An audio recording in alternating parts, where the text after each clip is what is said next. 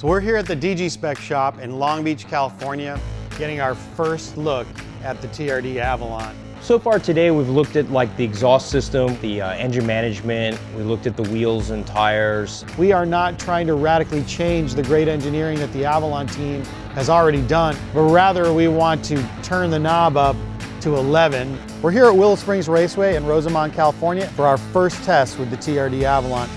This is a classic track here that allows us to look at data for our own as well as share data from other track days, so we kind of have a baseline for us. Got some baseline laps, and we also, just for kicks, decided to try the electronic parking brake out on the skid pad. And you know, today really was a great learning day. When I was first told about this project with the Avalon TRD and they said drift, I was like, To be quite honest, I didn't think that it would be able to do what it actually did, considering that it's a front-wheel drive, but here we are drifting an Avalon. We are here at one of our shops, and today was supposed to be all about installing all of our new suspension components. Like so many things, things don't always go quite as planned, because this isn't right. And frankly, a lot of this comes from when you have a really tight window and when you rush things. There shouldn't be that much friction in there without any load on it. But if we grease it up and we make it work, hey, it works. Right now, it's a race against time to make our track test, which is just what's less than a week away. Well, it's going to be a hot day here at Willow Springs Raceway. We are doing a very, very big test prior to Sonoma Raceway's engagement with Daryl and Michael Waltrip. So now we're faced with having to route all this stuff and make sure everything turns okay, nothing rubs on anything. Back here, it's fine, it's straight. When you push and bind it up over here, then it's doing this. We had some really close clearance to the axle and a couple other places where it was binding up. Well, we can make slack by rotating the canister, so it'll give you another inch or so of line. I mean, that's much better.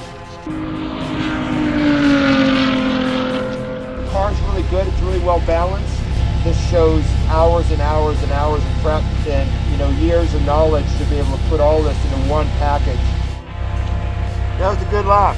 That was a really good lap. The car is blisteringly fast. We're at minute 26.26, which is now in some pretty rarefied territory prior to Sonoma Raceway's engagement.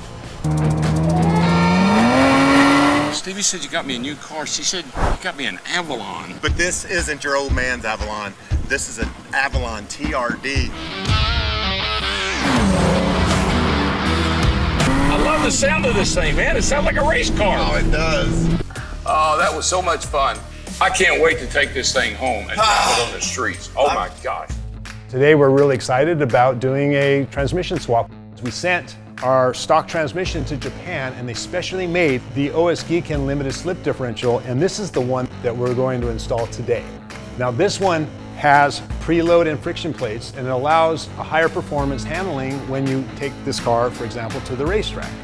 This potentially is the last test that we will do if everything goes well here. But I mean, we need 2 more seconds, So I was hoping for 24s. We haven't even knocked quite a second off.